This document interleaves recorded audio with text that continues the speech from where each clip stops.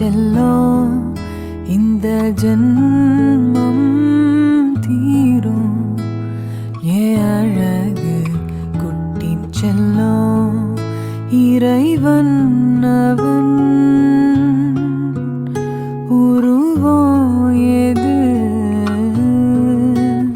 நான் காண்கிறேன் நீதான்